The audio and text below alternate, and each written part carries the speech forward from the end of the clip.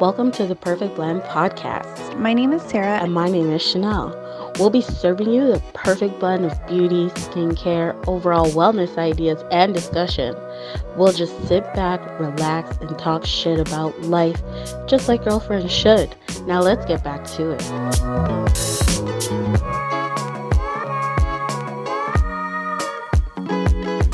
Get into today's episode. So our special guest today is Maria, which a lot of you may know as the Pink Brunette on Instagram. So Maria and I have known each other for about, I believe it's like been 2 years. I'd say 2.5 years. Yeah. So tell us a little bit about yourself and your brand. So I've been working on my blog for the Pink Brunette since 2016. No, well, kind of. And then it didn't actually launch until 2017. And it's essentially just a fashion lifestyle blog. Focus a lot about mainly girly fashion and pretty much everything I just love about anything girly and pretty. I typically style all my outfits based on my taste, and it's essentially just a fashion blog. I kind of just started it just to kind of have that creative outlet, because when I finished university, I finished university as a sports therapist, and then I started working in insurance, and I was like, how did I get from sports stuff to insurance stuff? And I've always been that kind of girl who literally dressed the way I'm dressing now to all of my therapy classes. And I was kind of the oddball out, and I never really knew how to express myself in that way. And so I kind of just started my fashion and lifestyle blog, and it kind of grew into this kind of not really big, but this, I guess is a big thing for me. It's just a big platform where I can share everything that I love about, everything that's like pretty, pink, dressy, pretty much everything all about me that you don't really see, through work or any educational experience I have. But no, it's a good creative outlet for myself. So I guess we're going into like 4 or 5 years now of working on the blog. It's been a long time. I didn't think I'd last this long. But it's been great. I remember like you'd come to work with your laptop. You're like, I gotta update my website. Like at your desk. Like, oh my gosh, she's so dedicated. Like, I wish I could be so dedicated to something.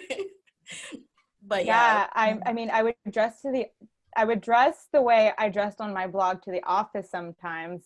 And I remember the manager on the floor would kind of be like, hey, like, you're kind of a little dressy for work today. And I'm just like, I'm really not. This is just how I dress. I'm either in sweatpants because I'm going to the gym, or I'm just overdressed for everything in this world. Like, I'll go to the grocery store and I'll be like having a dress on and everything. I'm just like, I'm not overdressed. This is dressed for me. So I love that. I'm like on that same type of like, it's either one or the other. It's either I'm an extreme with sweats on, no makeup on, with a top bun on my head, or I'm like lipstick, like hair's all done with a dress on and heels or whatever. Like I completely love and understand that feeling. And then people look at you like you're weird just for like dressing up, but it's like, no, I love how I am. Like, this is just how I am. It kind of makes you feel kind of empowered in a way. And when I see other people kind of, dressing above the norm and just like it's expressing themselves, like I'm just kind of like, yes, queen, like slay. Do you. 100%. That's how I felt every time like I would see you. I'm like, oh, girl, like, look at you, like, come on. Like, I always felt like I'm like not dressing nice enough, but I also was like, I don't care. Like, if I'm gonna dress up, like, I would more likely pay attention to my makeup out of everything, and then like what I'm wearing. But most of the time I'm like in tights, sweats, but my makeup will be done. My hair, but that's it. I'm so envious of people who can do makeup. I've had the same makeup routine for like ever. I'm just a simple, like, I do a little bit of blush, mascara, eyeliner, put on my pink lipstick, and Yeah, I don't know. I like experimenting with makeup, but then when I have to put it on for an everyday purpose, I just kind of stick to my basics. Yeah. So, Honestly, I think, like I say, if it works, it works. You know what I mean? Like if yeah. you have your routine, if this is like the products that work for you, and if you feel most confident in them, work it, girl. Like it's like that's the beauty of makeup in a way, right? Because like it's not to say that you need a lot of makeup to love makeup, right? Like you can literally have those 5 products and that's your go-to every single day, but you feel like a fine mamacita afterwards, and it's all good, you know? Like that's the beauty of it. I love that. Yeah. Exactly. And I feel like a lot of people feel like in order to exude like this idea of beauty that they have to wear like beat their face to the gods, like, and it's not necessarily the truth. Like, you know, you can be yourself. And I mean, Maria, you dress so nicely. So I mean, it's like the same. It's basically the same. It's the equivalent to me. You know, you present yourself in how you wear, in your clothes that you wear, and we express ourselves with our makeup. Yeah. So, No, totally. I found my new obsession. So ever since I was a little girl, I love watching people put on makeup. I don't know why. I would always just like stare at my aunt in the mirror before she went out on a Saturday night and just like watch her do her makeup. And it's such a mesmerizing thing for me. So now my biggest thing is makeup TikTok. So Oh my I'm God. yes. I do this Obsessed. makeup and I'm just like, oh. I I'm know. just so much back into that mesmerizing thing. So I like it, but I just, for me, it's just I'm like going back to my basics. But I love the art of people doing makeup. I don't know why. It's an art for sure. Yeah, I agree. I mean, and it takes time, and like you have to know what works with your face. So it is an art, Yeah, to say the least. 100%. Like it definitely is. Also, okay, so on TikTok, I recently seen this girl, like she took a makeup wipe and kind of removed the makeup under her eyes and drew bags on and like blended that in. And I was like, so that's a trend, like to draw bags. Mind you, the girl was like so young, like probably in high school, and she's trying to make her eyes look like she has bags. And then literally every like 35-year-old on TikTok was like, is this a thing? Like we're here trying to get rid of this. What is happening? Like, I mean, I'm not even 35, but like if that's what we're doing, like girl, let me take off this makeup. Like I'm not here for that trend. I don't care about the middle part, side part. I still have my side part. I'm a millennial. I still have my side part. I'm not going middle part. No. I mean, honestly, I like, there's these trends that happen like on TikTok, on Instagram, on YouTube. Like, do you guys remember when that trend was like the squiggly brows, the squiggly eyebrows? And I was like, there's no way that this is real. There's no way that this is real. Like, but like that's takes so much more time than just filling in your eyebrows. You're kidding me. I'm like trying so hard, an hour just to get this straight. And you're telling me now you want some squigglies? What? What? It's so true. It's crazy. I'm like, this takes so much more time. Like so much more time. There's no way there was no way you were ever gonna see me come to work or in any case with squiggly eyebrows. There's no way. No, me neither. I'm like, I like my straight brow. I like them to look full. I just don't like them to look unruly, like to that degree. I'm good. Exactly. So I'm curious, Maria, tell us more about yourself. Like, what's your background? Like, what did you go to school for? You said that you went to school for sports therapy. I'm so curious about that. I've never I haven't never met someone that has done that. So I'm just curious as to like what made you even go into that. So I was I've been I was athlete, like, I was in competitive swimmer. I played soccer. I was very athletic as a child. And I decided to I graduated from university with a kinesiology and health science degree. And then at the university, they also offered like a certificate postgraduate program in sports, in athletic therapy. So Cool. I did that in coinciding with my last years of degree. So I graduated with both. So it was a 6-year program, and it was I just extended my bachelor to finish my sports therapy certificate degree. And it was basically a hands-on 3-year program. And we worked with a whole bunch of different athletes. So I worked in soccer, wrestling, and Wow. basketball. I did men's basketball, which Oh my God. That's yeah. cool. And then I went, yeah. And I remember my last year, we were just traveling every single weekend, pretty much all Wow. over the colleges and For like universities. tournaments, right? Like basketball tournaments and stuff. It was games, because it's like college and university. Wow. Level. So every weekend we were in a different town or city playing a Mhm. different team, and you're constantly on the road and you're constantly in the clinic. So yeah, Wow. I graduated and I got my certificate and to become a certified athletic therapist. Wow.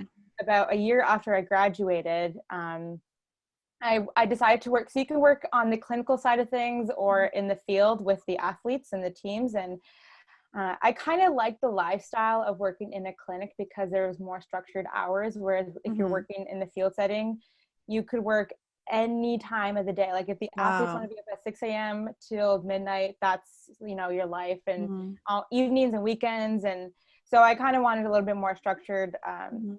life. So I decided to go on the clinical side of things and realized it was just nothing compared to what I was learning in school. I did not, I think I moved around to about 2 or 3 different clinics for a year. And then Wow. I decided to go to insurance, mainly because I just didn't like the way clinics were running in the Mhm. outside world compared to what we kind of learned in university. Just to kind of put it lightly. Totally. I I just get it. I didn't like it, and I Mhm. kind of joined the insurance world to kind of reverse what I experienced in the clinical world and kind of work on the other end of things and put 2 and 2 together. So yeah, that's my educational background. I'm so curious because like I get that 1000%. Like you go to school for something and then you like go out into the real world and you're like, wait, this isn't Yeah. really what I signed up for. You Like, know I what I don't mean? want to do this. Excuse me. I thought this is what I want to do, but So one no. of the big issues is because certified athletic therapists are not we're regulated, but we're not covered under any insurance plan. So if you come to see us, Mhm.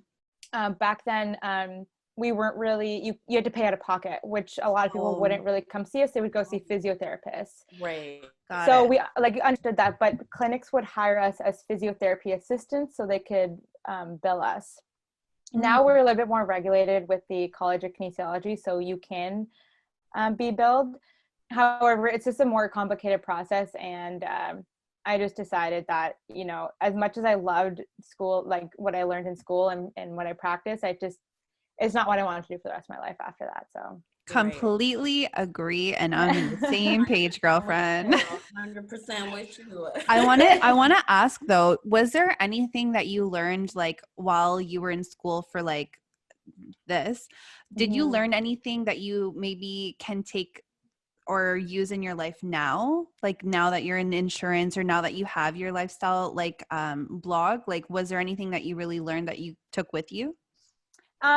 I would say it definitely grew me as a person in terms of the fact that a lot of sports teams out there are male sports teams. So I had to develop a a stronger personality. And I'm a very passive person. I don't like confrontation. Um, and I kind of just like let things go.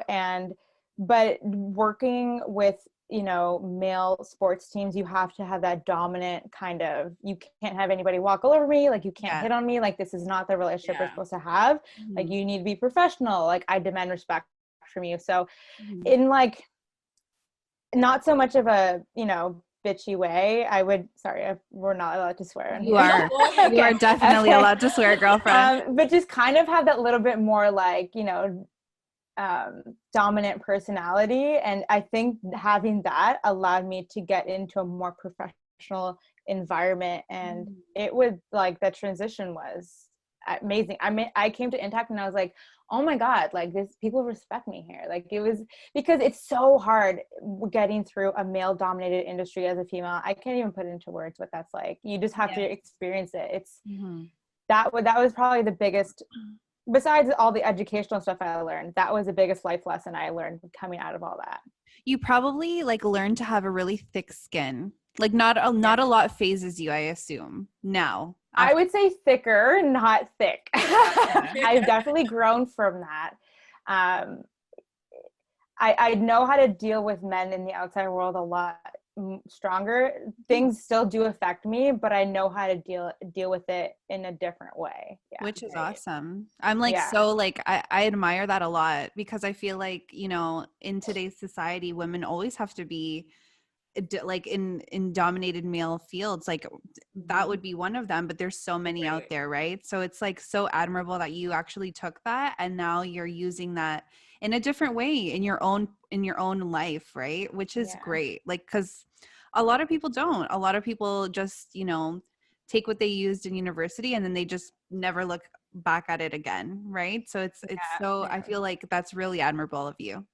Yeah. I think every girl should kind of experience that, and just kind of it toughens you up, and it puts on I like just to have the opportunity to sit in front of a room of like 20 men and be like, I'm the boss. Like that's so empowering. Yeah, y'all. This is my room now. You're in my clinic. Like you gotta listen to what I say. Yes. It doesn't work all the time, but the short moments that you do have that, it's good. Yeah. Mm-hmm. It probably grew your self-confidence too, right? Like your confidence in general. My self-confidence at the beginning with that whole, I was so timid. I was like a little mouse. I didn't really know where my place was. It was weird. It definitely definitely a big learning curve. But now definitely I would say if I were to go back into that, I would go in with a lot more self-confidence, and But I'm also older now. Like I think that was like, 6 years ago. So you grow as a person. A lot as well changes. too. Yeah, exactly. Of course. Also, it's like so crazy to me that you at that time. Well, I guess I knew you more as an adult. So when you say you were like timid, I'm like, Maria, I remember when I met you. Like the first day, like I think it was my first day on the team and we went out for drinks after work. So I'm like, Maria, you're not timid. But again, that's a whole different, realm and a whole different situation. And like, it was a bunch of girls, so it's different. Yeah, there was a lot of girls on our team back then. Yeah. Our team I think we only had one boy at one time, and then we had two, and then we went back to one boy. Yeah. So it was just all girls. And then, me and Maria. Oh, another tidbit about Maria, she's also a Leo. So Sarah and I are Leos as well. Oh my God, this is like a Leo gang today. What? Right? There's too many of you. I feel overwhelmed. Don't worry, we're the best type of people to have in your court, trust. Yeah, fierce lions, man. Fierce lions. 3 Leos on one go. Like, I don't know what to do. You want to know something though? I'm like a little surprised that you say that you're timid, especially as a Leo. Like, do you know what I mean? Like, I'm just like, that is so, and I'm probably like, as you get older too, you just get more comfortable in your skin, which is obvious, right? But that is so like surprising to me that you were timid in that way. But I'm really curious as to like how your confidence now like has sort of elevated your brand. Like I've seen your stuff, Maria, and I'm like absolutely obsessed. Like your branding. So much. Every time I like scroll through my timeline and I'm like, oh, like it's just aesthetically pleasing. Oh my God, thank you so much. That's my biggest thing is aesthetically, like I have a certain type of aesthetic, and that's what I thrive for. So when you guys compliment that, like that means so much. Yeah, no, you definitely fit that aesthetic. Like every time I see something, I'm like, oh, like where do you find like these locations to shoot at? Like, everybody asks me, and it's it's been years of scouting. But yeah, just to go back to the whole timid thing, I would say between And I'm probably sure if you ask my boyfriend, he would probably say that my blog has been the number one thing to kind of change me and get me out of kind of help me grow in that kind of sense. Because interacting and like I would do things like podcasts and I would show up to events and I would work with brands and I would have to force myself to be on camera and speak into social media.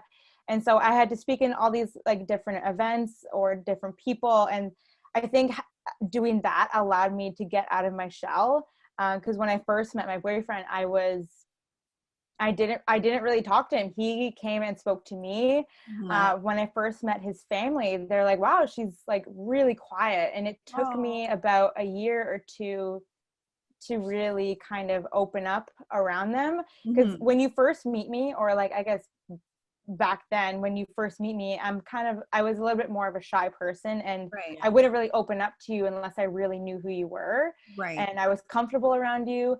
But kind of going through the experiences of what I went through in school and with the whole blog situation, I mean, I think I'm just so much more outgoing. And I think my boyfriend would say that this blog was probably the number one thing to help get me be more outspoken and kind of, you know, allow me to open up to people a lot faster.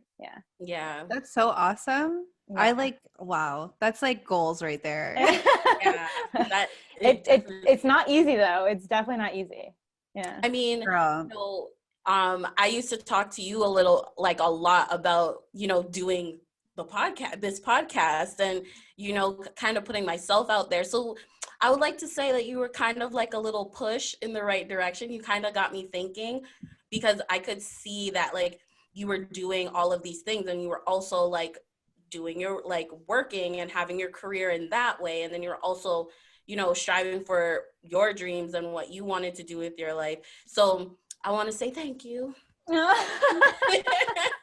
definitely like gave me the nudge in the right direction. Oh, that's awesome. That's awesome. I'm so That happy. actually like it brings us to like one of the questions that we had is just like, how do you manage to really juggle your blog and having a 9-to-5 job? Like to me, that sounds like, wow, like you are literally killing it. Like I don't know how you're doing it, but we want to know. Right.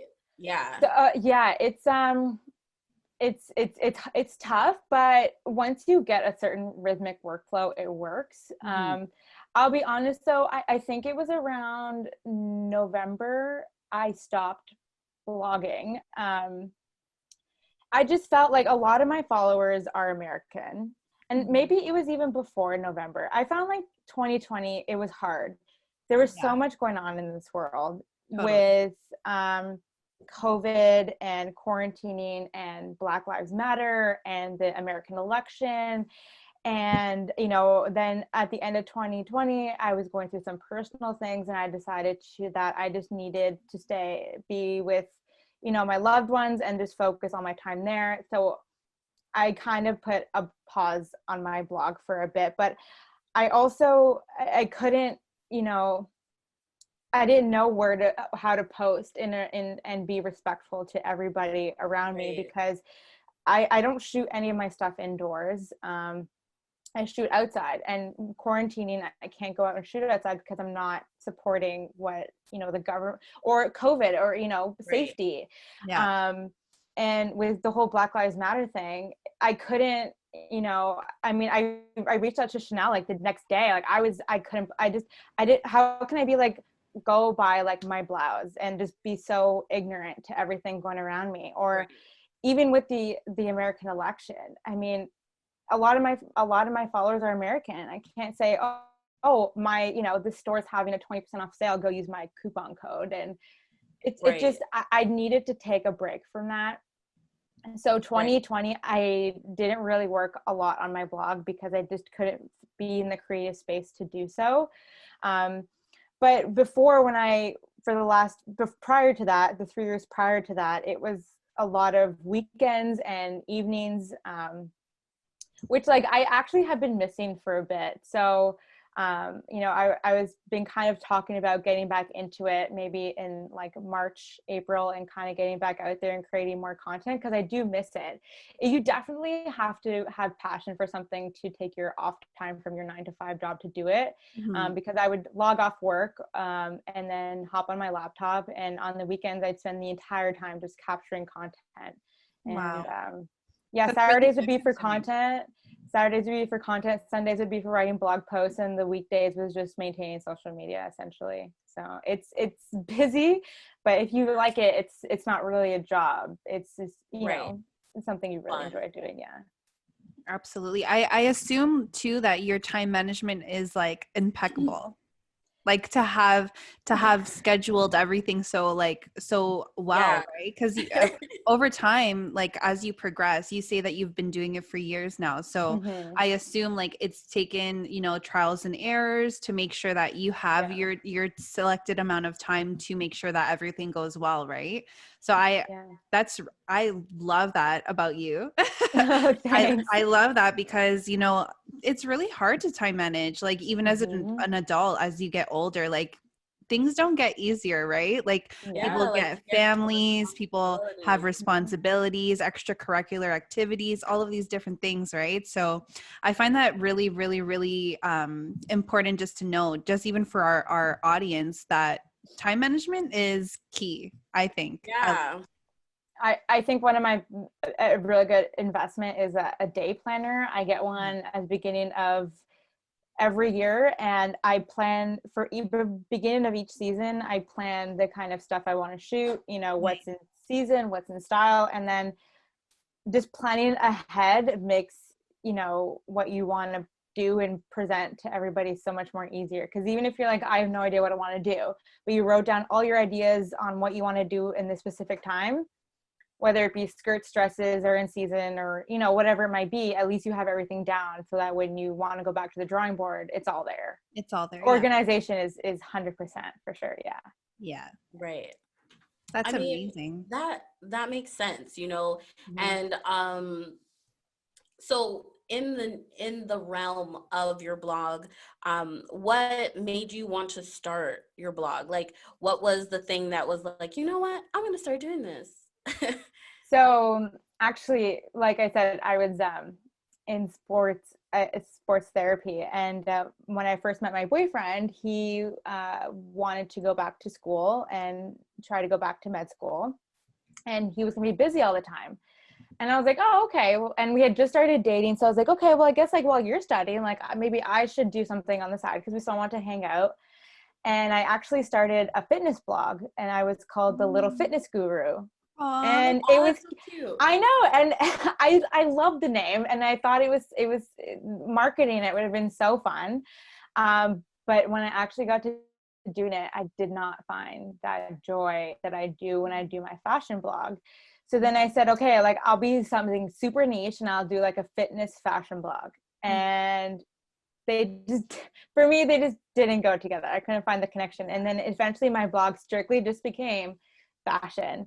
And that's when I went from the little fitness guru to the Pink Brunette, like overnight. Cause I was like, I just don't find the same joy in doing like expressing my fashion passion rather than my fitness passion, which I work out and I exercise every single day till this day. Wow. But it's just not something that, you know, allows me to be creative. Right. Yeah. Right. Right. Are you a creative individual in general? Like, have you always liked fashion, for instance? Like when you were a child, were you like Little Miss Fashionista as well? Or like, how does that work? Where did you find the passion? Yeah. So Fashion? I mean, when I was younger, I would so my mom would have to dress me for school every single day, Mhm. because my grandmother is a seamstress. So she would Wow. sew all of my like fancy clothes or crazy clothes that I wanted. So she would sew me like tutu skirts and, you know, all these crazy things. So my mom would have to send me to school in jeans and a t-shirt or a cute little dress. And I would come home and I would wear like, you know, my tutu dress with like my green tights and my pearls and like my princess crown. And ever since I was a child, I just love dressing up and I just love expressing myself in that way. I never really would think I was a creative type of person, but I guess if you ask others around me, they would say I was. But I don't know. I never really considered myself a creative person, but others do think I am. I think that is so cool, and that explains a lot. It Because I'm does. like, if your grandmother was a seamstress, this only makes sense. Like, Yeah. this And then makes so like much sense.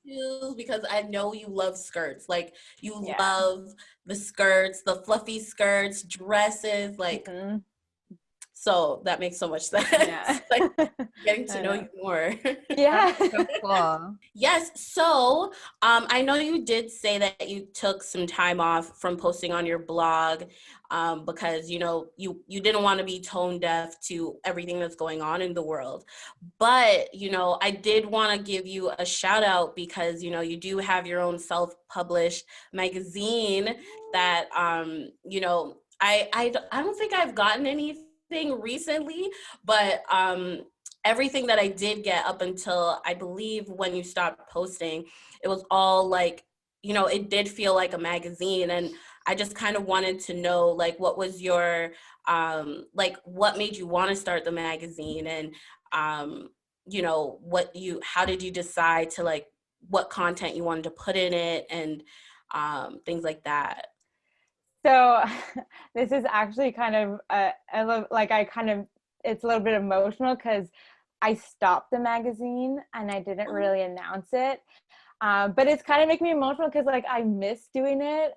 But like I'll circle back and kind of explain the story. So I used to collect fashion magazines like all the time. I remember like I would have stacks and stacks up to like my wall in my room. My mom's like, you need to throw these out. Like there's no reason why you need to have all these fashion magazines here. And I was like, Mom, like I love them. I would cut them out and actually make collages and go to IKEA and buy like these massive like frame. And I would get Bristol board and I would collage all the time. And like every season I would have a new collage based on whatever was in the magazines. And I just love looking at them. And I just feel like now like the magazine industry was just going down, and I loved like going my magazines every month and just looking through it. And I would do the same thing on the subway to work. Whenever I get a magazine in the mail, I'm like, oh my God, I'm so excited to read this on the subway tomorrow morning. And I just kind of felt like that art of fashion in the fashion realm just kind of went down. And I was like, okay, I want to bring that back to life somehow. So I was like, I want to do an online fashion magazine. Love it. And I personally, I loved creating it. I loved doing it. That, however, took up way too much time, and it was just not sustainable. I couldn't do that and my blog and work a full-time job. Right. And I got overworked. Mm-hmm. So I stopped it.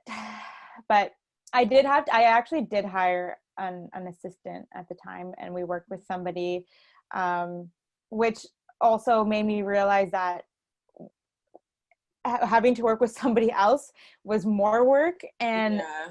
I mean, it just, I thought hiring somebody would make my life easier, and it actually adds more work because now you have to teach somebody how to do it and monitor them. And it's kind of like, you know, no disrespect to her at the time, but it's kind of like, I need to do this. You know, you kind of have like a sense of control. Yeah. So yeah, I did stop it. I never really announced it. So that's kind of on me in terms of like my followers and stuff, but I am working on another creative project right now. And I actually had taught myself how to sew. And so I've been sewing my own dresses, and I am coming out with my own like kind of like summer collection of dresses in the summertime. Girl, what? Congratulations. Yeah. I mean, you know, one thing ended and it opened up the opportunity for something else. So I mean, at least you know that, you know, your magazine was well received because I read it every time I got it. Oh my God, that makes me so happy and like so like nostalgic because I'm just like, I want to go back and do it. But maybe one day when I win the lottery and I have time off from work, I don't know, we'll see. No, I really appreciate that. That means a lot. But yeah, it just means it made time for another creative project. But like these aren't, and I've having a lot of my followers reach out to me and ask if I am selling these and it's not. It's just a something that I'm doing. Okay. I don't know if it's the start of something. I think I might want to sew these dresses and see how my followers take it, and then I don't know, maybe reach out to like A distributor. Manufacturer. a distributor manufacturer and see if any of the seamstress want to replicate it, and we can kind of go and sell it from there. I am getting a lot of positive feedback from it, so we'll see. I don't know. That's nice. I like that idea though. I Because, love that. I mean, you can't go wrong. I mean, you know, a lot of bloggers and influencers have merchandise that they sell. So I'm like, this is right in the realm, you know what I mean? Yeah. And I mean, isn't the goal fashion, like to have a fashion line? I mean, like it's right up there. I listen, hey, if I can be next to Anna Wintour at the next fashion, you know, New York Fashion Week, Paris Fashion Week, girl, I'm there. Exactly. Like who That's knows? I mean, you know, the sky's the limit. Yeah. So, Yeah. Honestly, I'm so curious to know whether like and I'm sorry for my ignorance, but I just No, want to it's know, do you do lookbooks by chance? Lookbooks, like, what do you mean? For like your outfits, like when you do these elaborate photo shoots like outside and all of these things, and now that you're gonna have your own, like literally your own clothing that you're making yourself, like Yeah. the ideas for me are just like ringing off in my brain. Like yeah, I'm thinking, so like lookbooks, like people can see like exactly what you have to offer, you know what I mean? Like yeah. I would buy that in a second, like just like seeing this, like it's yeah. like a dream. So I've been showing little sneak peeks on my Instagram of me making the dresses, but I don't want to give too much away. But I want to kind of show a sneak peek to tease, like, so I get people interested, but I don't want to give too much away that people know.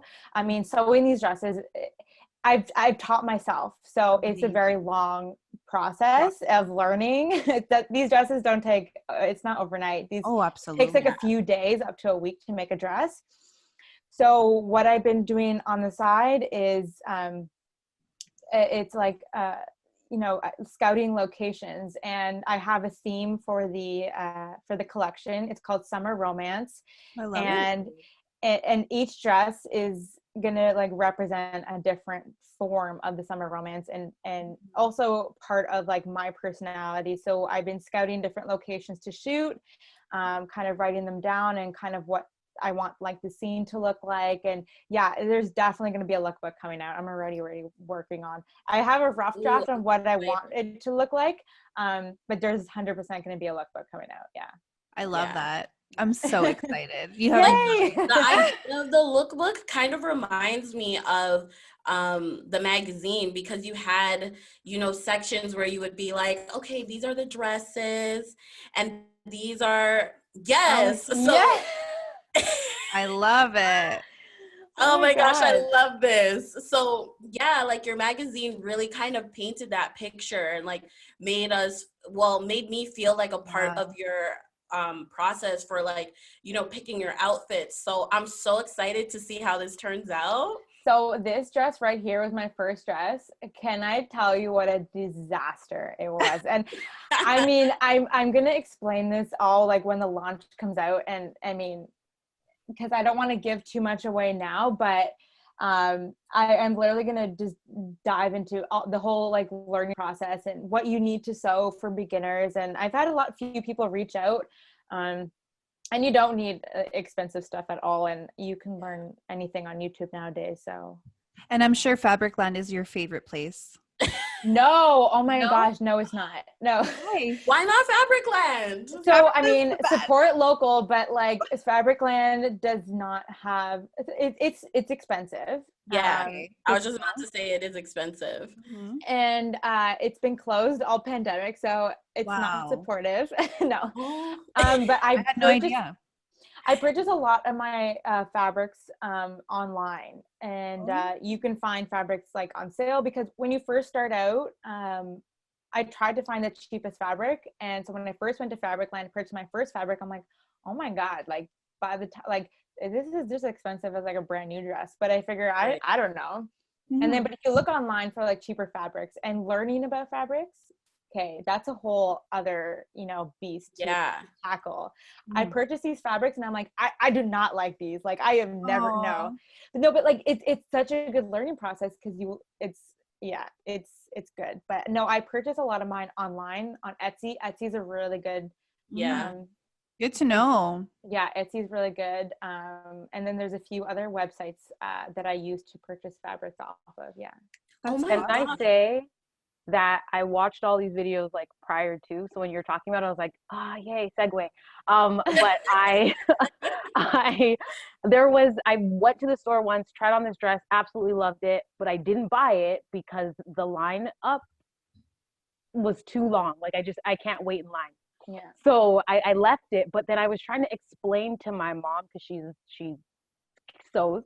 I'm trying to explain to my mom the style of the dress, and I'm like, it's all ruchy, you know, like it's all like crinkly, and I could not, for the life of me, I couldn't figure out the name. And then I saw it in your post, and I was like, it's sheared dress. This is what I want. See, teaching people indirectly. Yeah, there you go. That wasn't the goal, but hey, we got there.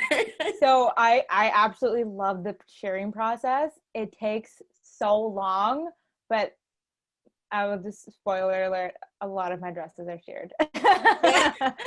They're flattering on everyone.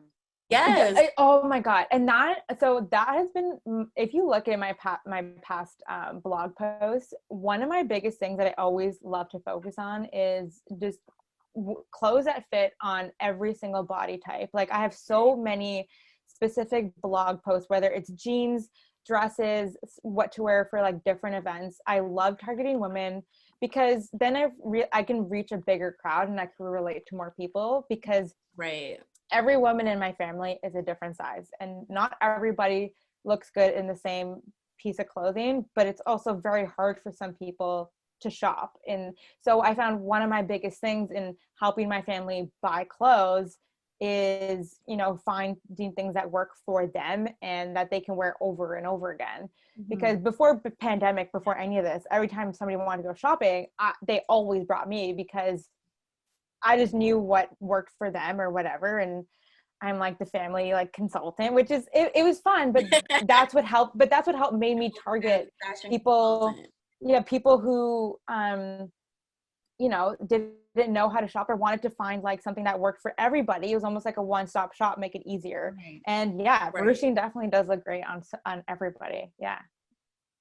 That is so cool. I'm curious, Maria, if you could let us know if you have like the scoop, because seems like you're very, very, very like an expert in this, you know, this topic, but I'm curious to know if you know any trends that are set to be, you know, a thing in 2021, like fashion trends that you see on the horizon. Yeah. I've been noticing a lot of retailers, kind of stepping back and making a lot of like track suits. So I think no, seriously, I think loungewear is coming in because when beginning of pandemic, nobody can find sweatpants. Nobody can find pajama pants. Like they were sold out in seconds because there wasn't that many. Now, if you go on like all these like big distributors like Zara, H&M, half of their product is sweatpants and pajamas. So I have a feeling there's going to be some sort of like chic twist to how to wear sweatpants in 2020. Not up for that, not down for that. But there's like dress versions, so people would wear like it's people are definitely leaning towards like the comfier side of things. So like ruche dresses are super comfy, so a lot of people are shopping for stuff like that, or dresses that kind of can fit like a nightgown, but also like not like a nightgown style, but like that style, but it's not a nightgown, but it looks like one because it's comfortable, it's flowy, and you can wear it while working from home, and then you can wear it working out. So I think, you know, you'll kind of see a little bit more of those transitional pieces. I don't think you'll see anything kind of crazy. I think it'll be the more like comfortable transitional pieces for sure. Yeah. Super cool. Yeah. I love that. Yeah. So speaking of the pandemic, you know I spent a large portion of that time binge watching things. So what was some of the things that you've been really watching during the pandemic, kind of to, you know, take your mind off of things? Okay. I watched Younger. Yes. Okay. Great That's show. on my list. Oh my God. No, totally love that show. I highly recommend. I like chick flick stuff. I'm a big chick flick kind of girl. Yeah. I watched every single season. I wouldn't say I binge it, but I continue watching like Bravo, anything Bravo. Like Yeah. I'm up to date with everything. So you want to chat about Bravo, anything? I'm your girl. But no, one thing that I definitely binge watched from season 1 to the current season 18 is Hell's Kitchen. Wow. Gordon Ramsay. Okay. Gordon Ramsay's the best. Let me tell you how gourmet our dinners have gotten here. Okay. Wow. We made beef Wellington, risotto. Oh, Girl. Oh yeah. What ham. else did we? Was it mashed? I don't remember. But yes, we made that entire dinner one night because we're always watching it. We're like, we have to make this. We have to make this. We go to the grocery store one night. We're like, we're making Gordon Ramsay's beef Wellington. That's so cool. Yeah. So dinners around here have definitely taken off because of Hell's Kitchen. And season 18 is filming right now, so we're kind of excited to binge watch that. That's awesome. Yeah. I love Gordon Ramsay. He's such a personality. Like he's such an expert, but his personality is just amazing. Yes. I watch it for that mostly, to be honest. I know. Honestly, I haven't watched Hell's Kitchen in such a long time, but I mean, there's nothing else to do. I might as well. It's just so entertaining. You think like season after season it's the same stuff, but I'm just like, oh, it's so entertaining. So There's something about reality TV that just draws me in. I don't care what reality it is, I'll watch it. Honestly, like same here. I think I just binged Housewives of Potomac. I also the last season was so good. I also watched Housewives of Salt Lake City. I mean, that one, it was kind of all over the place. The reunion really, I would say the last 3 episodes really sealed the deal for me. The first 2, I was like, I don't know if I'm gonna like this, but I'm like, no, like it's a reality show. Like you have to continue watching it. Like you have to get into it. Like you have to let the characters, or I mean, build. I guess they're characters, but you have to get to know them. The personalities mingle more. Yes, exactly. Kind of see where they started off and where they end up. I can't remember her name, but it's the one that looks like, oh my gosh, I can't remember that lady. Jen? No, Jen. Okay, Jen is kind of crazy. Kind of. I also think she's really misunderstood though, and she doesn't know how to like control. I think she's been through a lot of like emotional stuff in the last year, and she doesn't know how to deal with herself. And so I think she needed this season to kind of outbreak. But next season, if she's the same, I'm gonna be like, girl, I gave you a pass, but like now you gotta smarten up. Yeah. Because a lot of stuff did happen with her. Mm-hmm. But the two that look like twins. Meredith and Lisa. Meredith and I think it's Lisa, Meredith and Lisa. Those two, like, I don't know, there's something about them. I don't know. Lisa is kind of really uppity, and she's always like, she's from Jersey, so she has like a Jersey sass to her. Yes, she does. Mm-hmm. And then Meredith is kind of, I don't know, she's too secretive. Yes, very secretive and strange. Like she doesn't let a lot go, which there's a lot happening behind the scenes with her. Yeah. So very interesting. I can't speak on the subject because I'm not familiar. But have you guys watched Real Housewives of New Jersey? I don't watch the Real Housewives, period. So I'm like totally outside of this. When I tell you, you and me both get involved because it's so good. I should.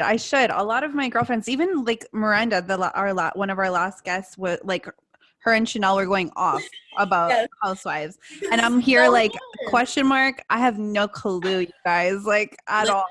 Once you start, you're hooked. Like you're hooked. Because it pains me that I have to wait another week for the next episode. Like sometimes I just wait. I'm like, I'll just wait until. No, I can't wait. No. watch I need to know. I need to know what's going on. No. Yes, you're the one who told me about Hey You. That's why I have it. Hey You, the Maria's best like, subscription. Hey You. The best subscription I've ever Hey put. You yet. Like every day. She's like, Shenelle, did you get Hey You? And I'm like, not yet. She's like, you need to get it. Shenelle, you need to get it. Like every day. And so like I finally have it. And I'm like, yeah, if your thing is reality shows, Hey You is the best thing ever. It is. I love it. Only reality shows, right? Yeah. Yeah, I've watched every single WAG show. Yes. WAGs is great. Too. What is WAGs? So WAGs and girlfriends of athletes. Yes. Well, what can you explain further? I have no idea. So it's essentially like it's the exact same thing of Real Housewives, but just all these wives or girlfriends are just tied to professional athletes. Yeah. That's pretty cool. Yeah. That's cool. Crazy. Crazy. Yeah. It's crazy. And then like all of a sudden that show just stopped. Like they just stopped recording, and I'm like, why? Like I fell in love with these characters now. Like I want to know more. What was my favorite one? I think what LA with those two Canadian girls. Yes. Yeah. Okay. With Olivia and I think it's Nicole. Huge influencers now. Yeah, they're huge influencers now. Yeah, huge influencers. Like they're on a couple of episodes of Keeping Up with the Kardashians too. Really? So. Oh yeah. Yeah. I think they're friends with Kim. Yeah, and they're from Vancouver, and they're cousins, and they're strange as well, but they're funny. Like they're really funny. Yeah. Super cool. Interesting. I'm like a Keeping Up with the Kardashians girl. Like that's like my guilty pleasure, but I'm curious. I might have to take a look and see what other reality shows I like. Yes. Because you guys are hyping it up. Yeah. Listen, Housewives, listen, there's a season for everybody. There's a city for everyone. And even if you're like, I don't know about this city, you still just watch it because you're like, it's still going to be some mess and some tea because that's just how they are. Can I ask though, is it like things that can't possibly be true, but it's just made up for the show type of thing? Do you know what I mean? Like the drama that occurs? No, sometimes it's just really petty stuff and you're like, well, they're really arguing about this. So but it's funny. I think sometimes it's not scripted. Yeah. It's guided, but I think I would say more often than not the arguments are real because like I've seen so many times where they'll be like not like they'll think they're off air and they're like people think this thing is like effing like scripted, but like I can't stand these guys and they don't realize they're still mic'd. Yeah. So it's just or like they'll run off somewhere and they don't know that the cameraman is like they don't realize the cameraman's still there and they still have a mic on. Yeah.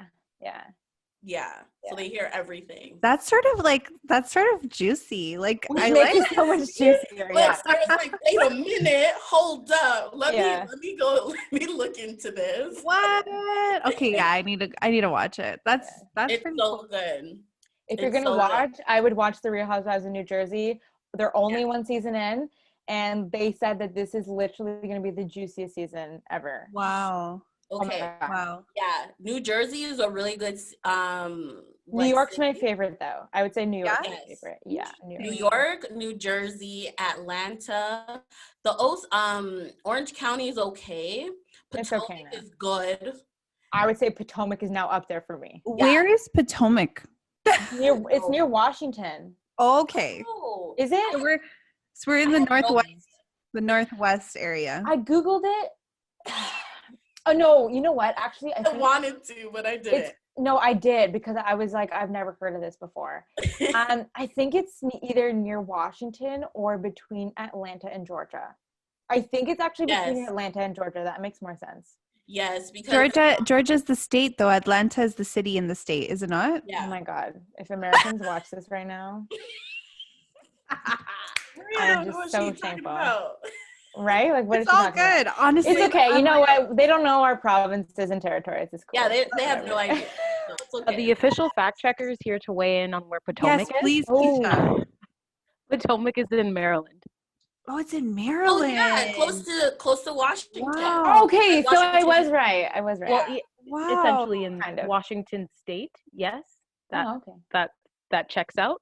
They have its Potomac has its own Wow. river, and currently it's 1 degree Celsius and cloudy. Ah, wow, what a trip. I'm surprised. Thank you. Thank you Thank for you. fact checking that and letting us know. Roger that. But yes, Sarah, you need to get into it. We can talk about it. You know, we'll loop Maria in too because I'm ready to talk about it whenever you want to talk about it. I'm ready when you ready, girl. Yeah. I need to get acquainted, that's for sure. Yes. If you have questions, just reach out to one of us. We will be able to kind of explain a little bit. I can answer your questions from season 1 of any series you want to know. Wow. You Yes. remember all of that? Even Yeah, like, I mean, if you want to, like, if you ask me, like, what's the stem of her drama, I can probably break it down from season 1 for most of it. Yeah. I think I could, for the most part. That's honestly, that's amazing. That's very That's a great memory. right? Wow. Well, it's because like you get so interested, you remember because you're like you feel like you're a part of the story now. Like you have to remember. You're like invested. You're like, this is Yeah. my friend. These are my friends. Like, Yeah. 100%. I feel that the same way with like keeping up with the Kardashians. I'm like, oh my god, who the hell would do this to Khloe or whatever? Like, you get defensive, right? You're like, why? Yes. Why would someone like do that to my girl? Like, no. Yes. You know? Yes. Yeah. I could honestly say I have a reality TV addiction. I will watch anything that's reality TV. Even if I'm like, I probably won't like this, I'll still watch it. Because So you know what I won't get into? Bachelor. Oh, It's not yeah. that Okay. It's not that I won't, it's that I can't, because I heard one time that 50% of the girls or guys, like the actual cast people, are actors, and the other 50% are actually people who are trying to find love.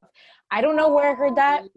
I don't know if it's true. I just heard that, and I was like, That's I sort think of I watched shitty. like one season know. of The Bachelor, and I was like, I don't like it because the season that I watched, the girl, I think she slept with a couple of the guys, but it was like the last 3 guys. So she's like really invested in them, and she ended up sleeping with each of them. And there was like, everybody was like, oh my God, I can't believe she slept with all of them. And I'm like, but the guys sleep with all the girls too, and nobody says nothing about them. And I was like, I can't get behind this. I You know what? You know what I can't get behind? I can't get behind, especially if I was like the bachelorette, like the person that's choosing.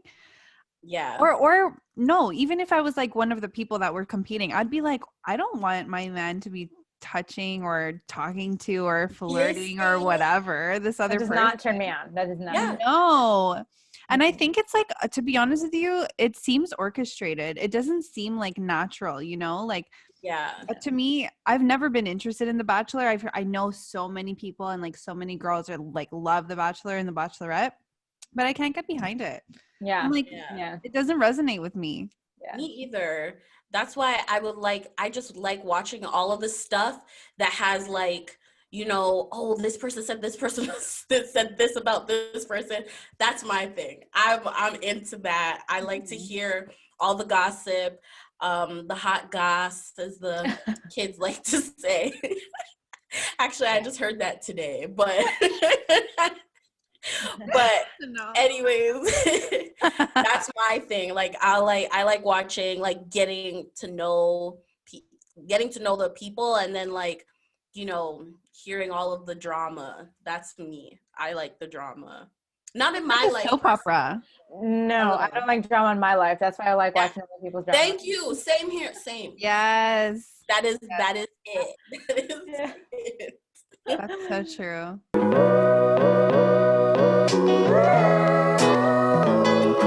Hey gorgeous, thanks so much for continuing to listen. We hope you've had a great time so far.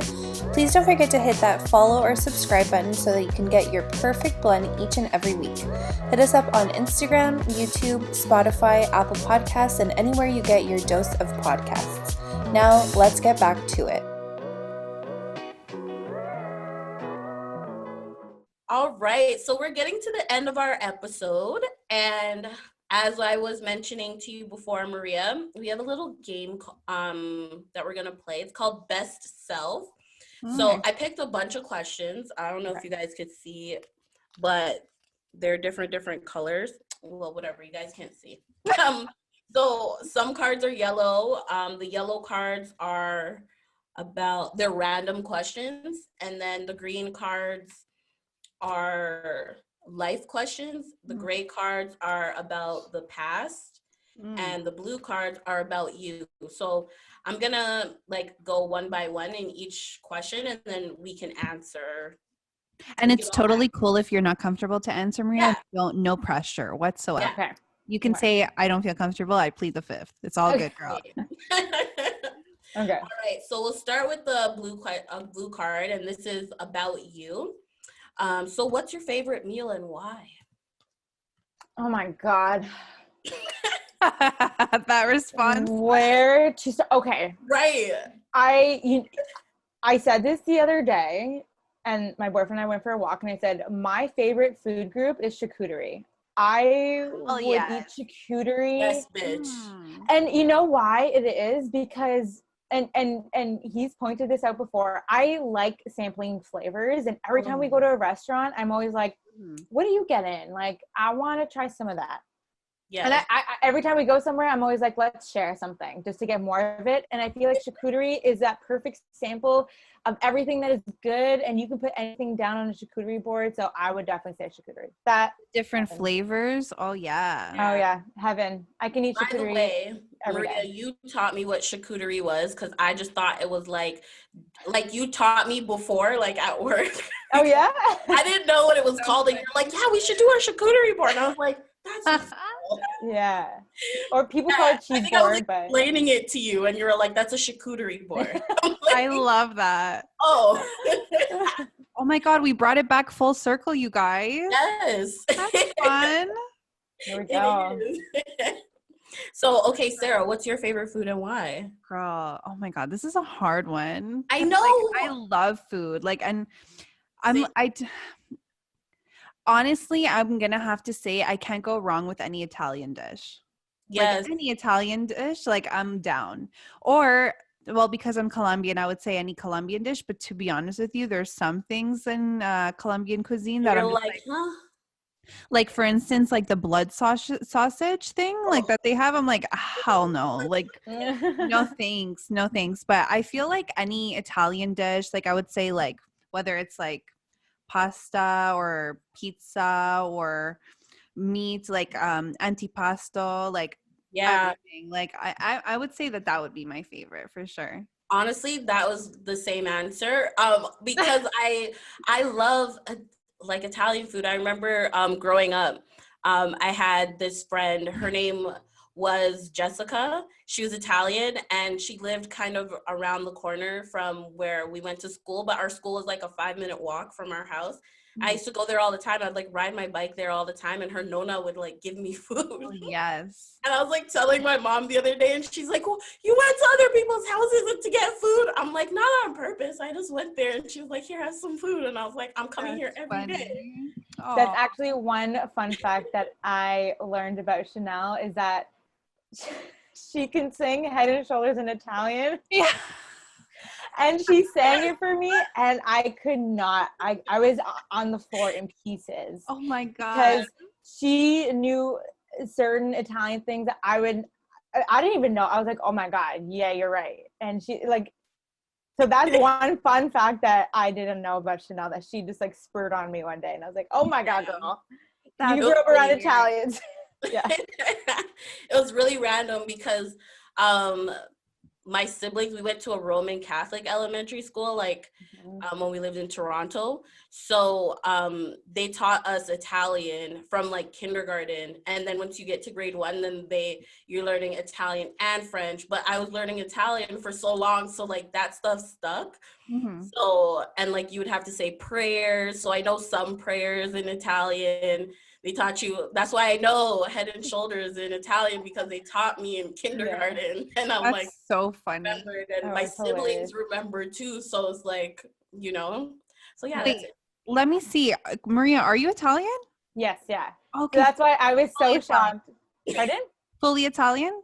Yeah, both my parents are Oh, Italian. that's so fun. Oh my God. And what are the odds that we say we love Italian food? We should. I know, guys. Maybe I'll have to cook for you guys someday when all this is over. I would love Yes, that. you That's can make so that fun. apple tart that you made for I think we had a bake sale or something, and you made an apple tart, and that was my favorite thing.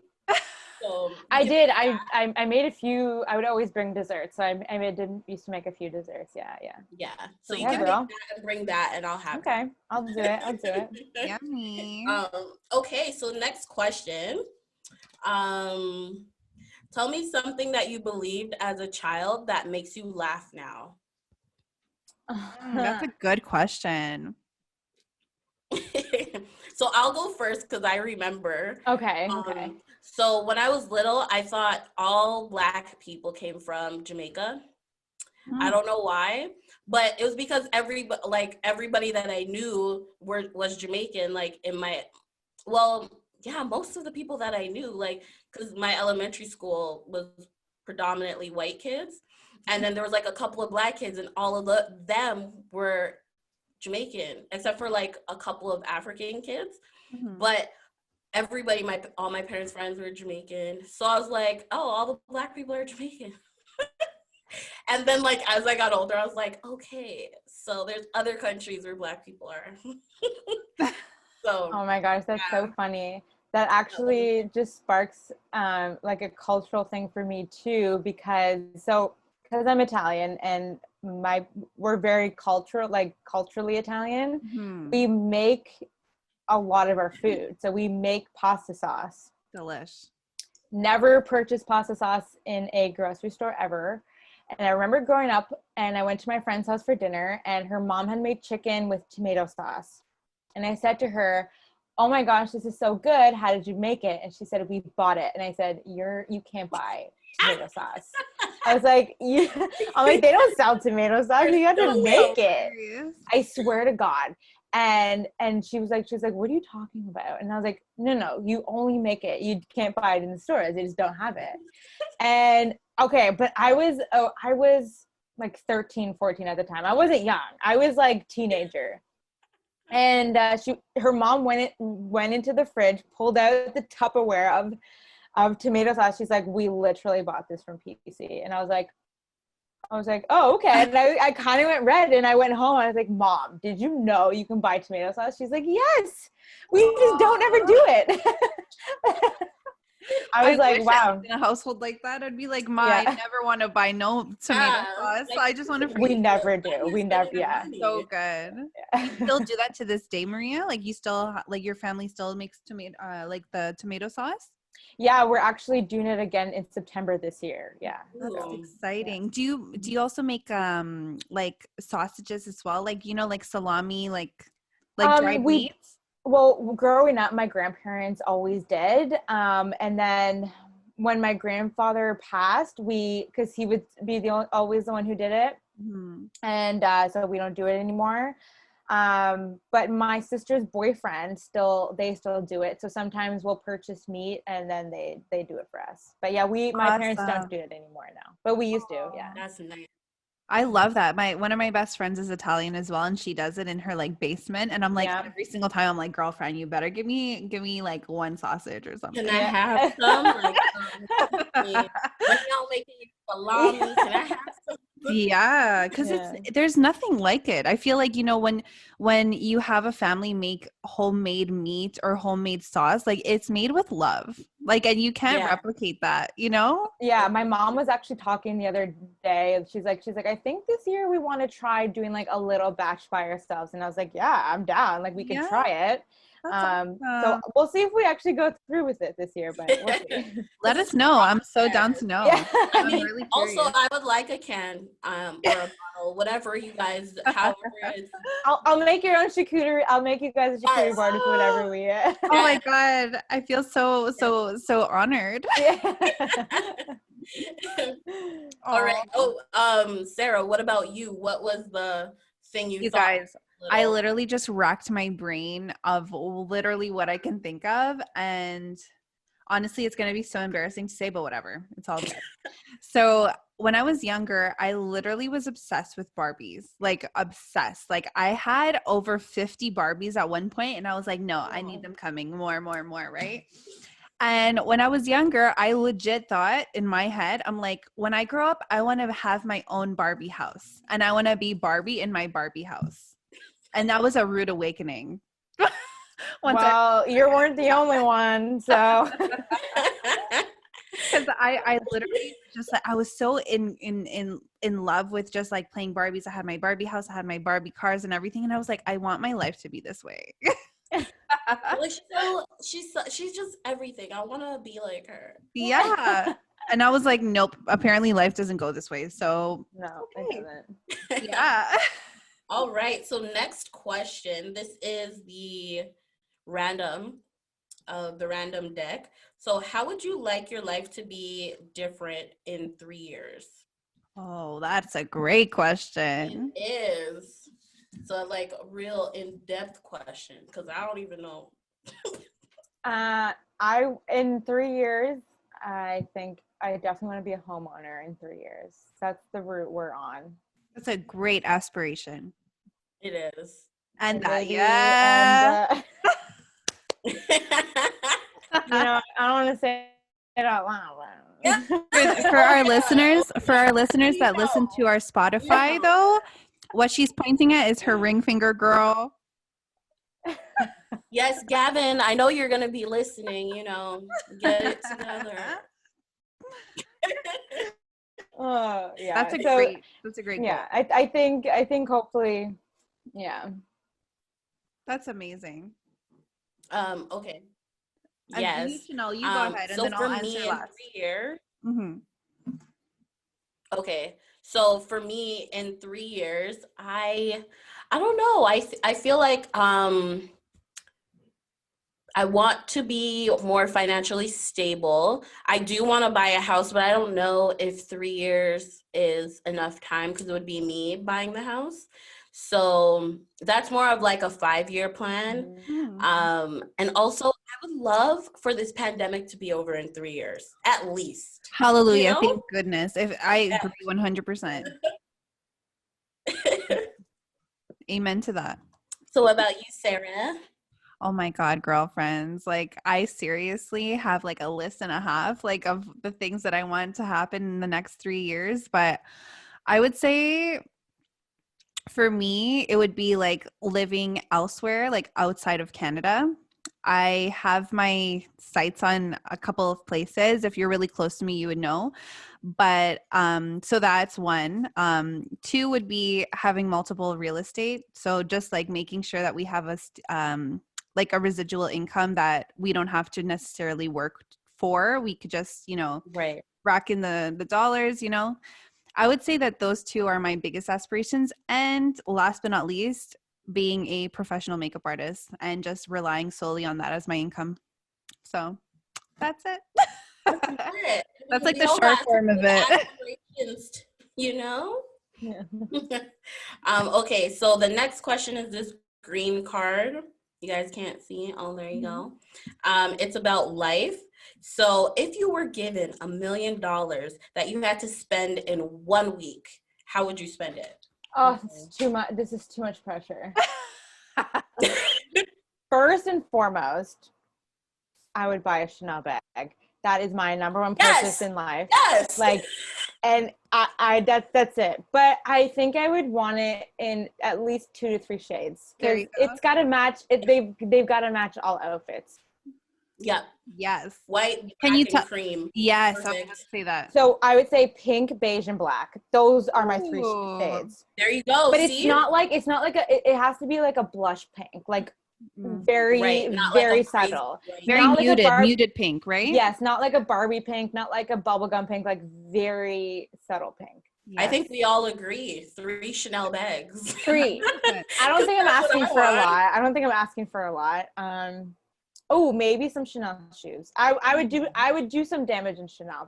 That's all I gotta say. And then I don't know, maybe put a down payment somewhere. Nice. Yes. That's all I would do.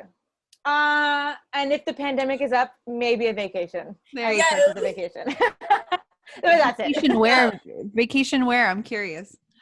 Oh my God, definitely Europe. Oh, I want to go Yeah. to Europe so bad. Yeah. Italy? If it's like yes. So actually we were discussing, so the next time this was pre-pandemic, but the next time we were going to travel was going to be our honeymoon. Cause like we're really focusing on just saving right now.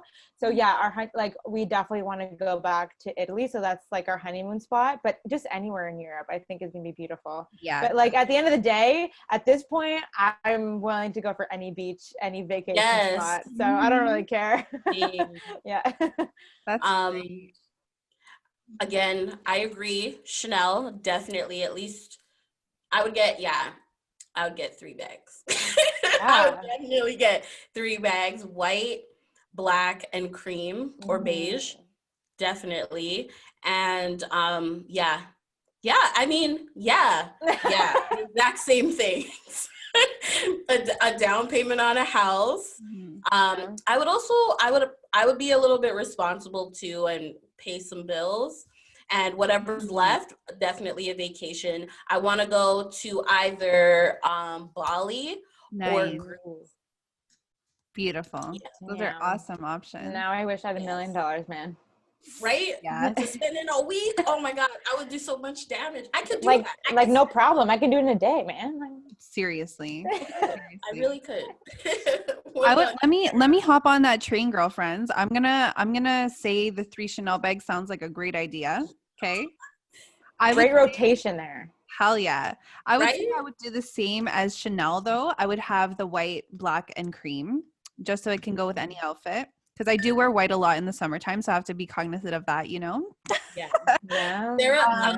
Maria has a lot of pink things. That's why I'm like, which makes sense. Makes sense. I mean, the blog is the Pink Brunette. Exactly. I would also pay off my student debt because that's a thing. I would also help out any family members that need it because I ain't selfish, you know? That's true. That's true. And I would definitely go for a vacation. And I think I really like that idea, Maria, of the Euro trip. I would do that. A whole Euro trip, like just taking the train. Apparently that's really beautiful doing that Europe, the train. So that would be really cool. And then maybe like buy an island if that's possible. I mean, with $1 million, anything's possible. Buy the island. I'm just gonna come visit. I don't need. I don't need. My girls are gonna have a whole party on it. Come into you. Definitely. You.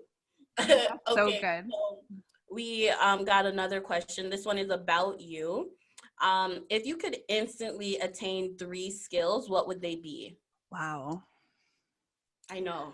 Really 3 skills. So a first skill would be, I really wish I was good at selling. Yes. Because if you are good at selling, you can make so much money. I've encountered so many people who can sell like, you know, snow, like ice to like, oh my God, people who can sell things, like I can't even think of the analogy I was going to say because but yeah, I would definitely wish. Eskimo. Yes. People who know how to like, who can sell ice to an Eskimo, like those people are winning in life. Yes. That's a great one, Maria. Yeah, I think that's good. Second, I wish I was better. I wish I can develop my finance skills better because I need to be better with my finances. Oh my God, girl. It's my 2021 goal. I haven't shopped at all in 2021, so I'm just going to put that out there. Good job. Back for me. Yes. My last one is a skill. I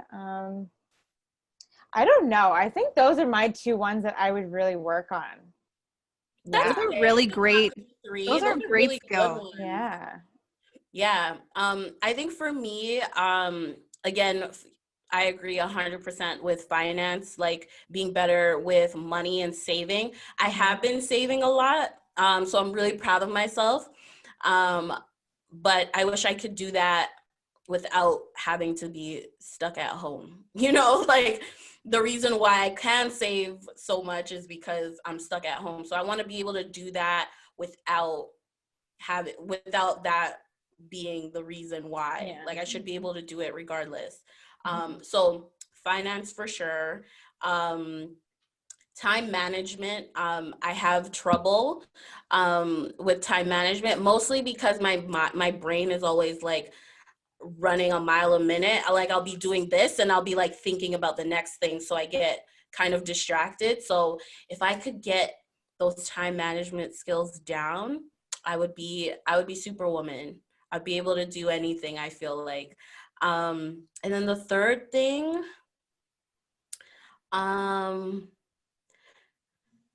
I guess I feel like I would want to be a little bit more selfish. I feel like I think a lot of other people and what other people need and what other people want, and like how to help them instead of like worrying about what I need to do for myself. So yeah, those are my three. Those are great, Shenelle.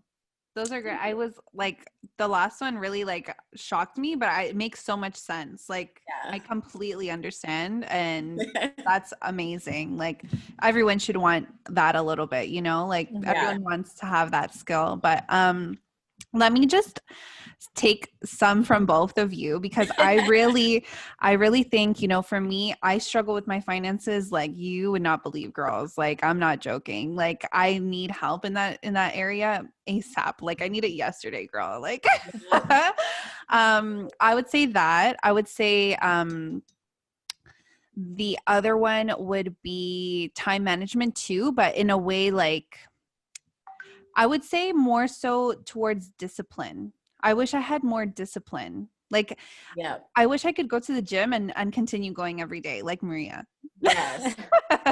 I wish I could be a little bit more disciplined in my eating habits, and like just maybe having a routine. Because for me, I feel like I sort of prefer not having a routine. I love my days looking different every day, but I sort of want to have a routine and be disciplined in that way. So I think that's one skill that I really want. So that's two. So finances, discipline. What other skill? I don't know. I feel like for me, that would be the two. Yeah. Well, you know, again, two is good. I mean, at least you know yourself, and you know those are things that you'd like or you'd want to improve on for yourself. Yeah. All right. So we got another question about the past. Wait, did I do? Sorry, I'm trying to. Yes. Okay. Okay. So what is one of your favorite childhood memories? Oh, wow. I have one. So if you guys still want to think, I'll go first. I don't know. My favorite childhood memory is spending time with like my siblings, because when we were little, like, well, when I was younger, some of my siblings were older, but we all lived together, and it was just always fun. There was always somebody doing something, someone to laugh at, someone to make fun of. So I really missed that. And sleeping over at my grandma's house with my cousins. That was litty. It was so fun. So those are the my childhood memories that I really love and I miss. Yeah, I'll probably piggyback off that. I mean, growing up, like, I never went to summer camp. Like, summer camp was my grandparents' house. Yeah. With all my cousins while my parents went to work. So just having those memories.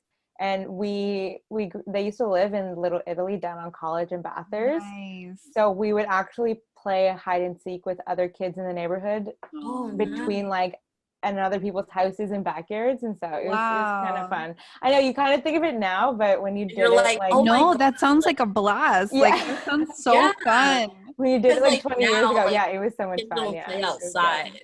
Yeah, they're like on their phone. Stuff. Yeah, don't we need more like community, like more like neighborly love? I feel like 100% that back. Yeah, I agree, because I mean, I remember when we were little, like, you come home from school, you do your homework or you eat a snack, and then you're outside for the rest of the day until it's time to take a shower and go to bed. You know, and now kids, like, they're mostly inside, like playing video games or talking to their friends on the phone or on the internet or something all on the digital, right? Like, yeah. mhm. So I definitely do miss I would say, yeah, I definitely think, you know, community and being able to just like go outside and like just live your whole life outside is something that I think we need more of. I mean, I guess because, you know, we can't go outside, but you know, Right now, like, no. Yeah. I know, but yeah. I would have to say the same thing on my end, guys. Like, in terms of me, I miss going to Colombia. Like, when it's exactly the same as you, Maria. When I was younger, I didn't go to summer camp. I went to Colombia for 2 months. Like, and I gained so many memories and so many fond memories with my grandma. And unfortunately, she's no longer with us. But I would really want, like, what one childhood memory that I really, really want to experience again would be like being with my whole mom's side of the family. Like, there's 11 of them, like brothers and sisters. So that we have a Yeah. huge family, and I just would love the opportunity for us all to be together again in Colombia, because honestly, the weather here is just absolute shit. So I would Yeah. love to be I back was just home. about to say, of course it would be Colombia. Like I would, Yeah. I want to be in Colombia right now. Like, come on, Yeah. can I go? Yeah. Can you take me with you? Yes, for sure. Totally. Okay, so we got one more question. Tell me a goal or a personal dream you have that you've never shared with anyone. So, I mean, it doesn't have to be something personal. It could be something that you're like working towards, just because I know, like, you know, this is a public forum and you may not want people to know you're like Deepest, darkest secrets. deepest. Yeah, exactly. I don't know if I have any deep dark secrets. I'm pretty open about everything all the time. I think that's the Leo in you. Yeah, Yeah. I mean, I'm the type of person where I'm just like, if I want something or have an aspiration, I just kind of say it. Yeah. I don't think I don't think there's Existence. anything. Pardon? Speak it into existence. Yeah. Yeah, I mean, like, especially if I have if I have like a goal, that means I want something, and usually if I want something, I tell somebody. So Right. I Yeah. don't think yeah. That's I don't know if I have amazing. one. I would say for me, well, I mean, it's not that I haven't told anybody yet. Well, I mean, I guess I'm not really telling anybody, but it's not really a personal goal. It's like more of a goal, is that I would like to see this podcast be, you know, something bigger someday, you know what I mean? And then we can have we can have Maria back one day and be like, girl, remember when we were talking about this? Oh, And you wanted to start a clothing line and we wanted to have like a big podcast Guys, that we both maybe we'll be in the studio together. that would be awesome. One day. right? Maybe a capsule collection. Modeling it. Yeah. That'd be amazing. Honestly, let me just say that I'm gonna piggyback on Shenelle and say, hopefully, I dream that one day this podcast gets to that point. Would it be selfish of me to say like another dream that I have too? No, go ahead. No, go ahead, girl. Open forum. Let your dreams go. I would say one dream that I have that I really, really, really want is to have my own studio. But the studio wouldn't be in Canada. It would be in the States. And I don't want to say the place yet because it's sort of up in the air, especially with everything with COVID. But yeah, my dream is to have my own studio and to, if we're going along that route, maybe even to have my own like makeup brand or my own makeup line. Like this would be like goals for me.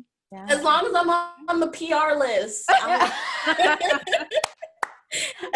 Of course, both of you, all of you guys would. Of course. Shenelle, you kill me, girl. You know, as long as I'm on the PR list. Yes. But yeah, I mean, you know, you know, we spoke all of these things into existence. So, you know, now we just got to put in the work, guys. I mean, I know we've been working hard. I know you've been working hard, Maria. I seen it with my own two eyes. Girl. You know, so you know, we're so glad that you took the time today to come and talk with us and let us know a little bit more about you and let us know about some things that are in the works that I'm really excited to see. So like, tell us where we can find you, where our listeners can find you and find your, you know, find your information and things like that. And if you have any other things that are coming up that you want the world to know about. Yes. You can find me thepinkbrunette.com. I usually post 3 times a week, and I will be starting that back up in the spring. So definitely look forward to new, fun, and exciting fashion posts and lifestyle posts as well to come. And you can also find me at _Pink Brunette on Instagram. And you can see my new little puppy on my Instagram as well. Yes. Cute. So again, thank you so much. Thank you so much, Maria. Yeah, thank you so much for having me. This was so fun. I love being here with you guys. Yes, and you know what?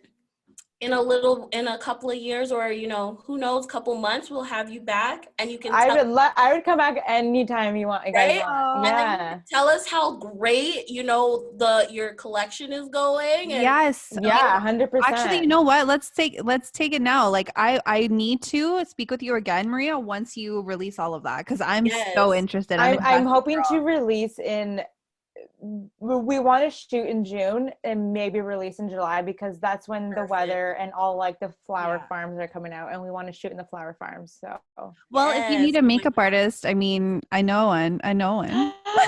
Right? Just putting it out there.